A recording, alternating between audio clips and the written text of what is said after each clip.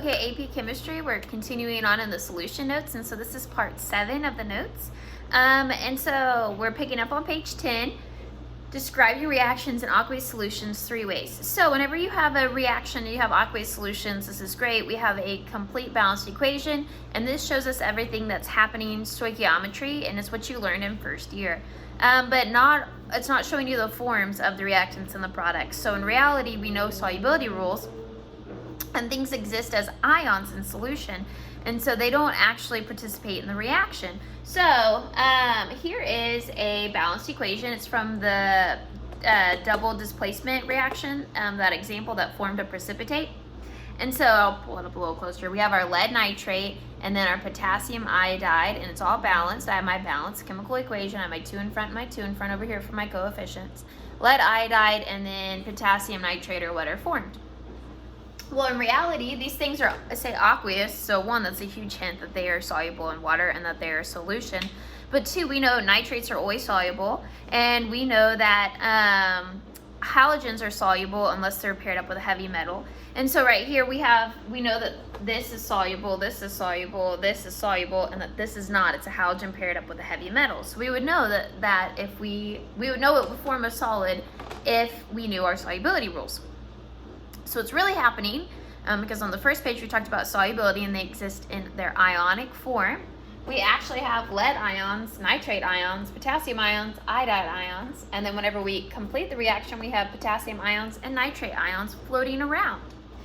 And so that we can write what's called a complete net ionic equation. To be able to write this net ionic equation, it's representing what's actually happening. There's things called spectator ions. Guys, that if you're a spectator at a sport, you go to a football game or a basketball game or a volleyball game, or you go watch golf. A lot of people like to watch golf. My husband loves to watch golf. They're spectators. They're not playing. They're watching. They're cheering. They're excited. They paid to be there, but they're spectators. They are not participating in the sport. And so the same thing happens here. We have spectator ions. Ions that just sit back and watch the reaction happening, watch the other guys switch and bond. And so those spectator ions we don't include in a net ionic equation. And so we need to first figure out our spectator ions. Well, all you got to do is look which ones appear on both sides. So potassium appears on both sides, so essentially it cancels itself out. And nitrate appears on both sides, and so it essentially cancels itself out. So those are our spectator ions. Hopefully you can see that. So that means our net ionic equation would be what's left over. So I have lead plus 2, and I have iodine, and then it's going to form lead 2 iodide, and that's a solid. And so then we need a balance for charge and for mass. Very important that your net ionic equation is balanced for charge and mass. But right now, the charges don't equal and neither does the mass. But whenever I put a 2 in front, that fixes everything and it's all balanced out. So this is a net ionic equation. I'll put it a little closer.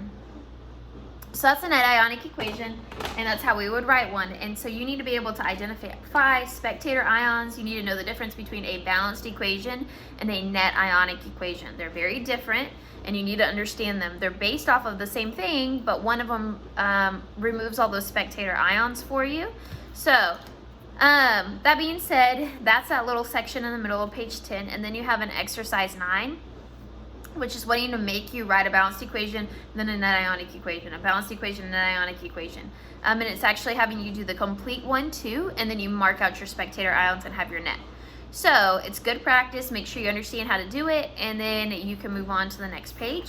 At the top of page 11, it's talking about how to analyze precipitate reactions. And so how you're going to analyze those is you mix your chemicals together to form whatever precipitate you're going to form. You're going to filter it out and separate your liquid from your solid, your precipitate from the other solution. And then you need to dry it to constant mass. And so what you do a lot of times, depending on the substance, but you'll put it in like a oven. It's not called an oven, but essentially a thing that's going to heat it. It's an incubator, and it's going to heat it up, which is going to cause that extra liquid, the extra water or whatever, to evaporate.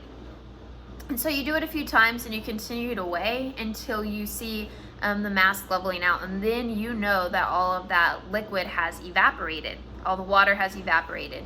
And then you can use stoichiometry to work backwards or forwards if you knew your starting values or if you know your ending values, and kind of compare your theoretical versus what you actually yielded.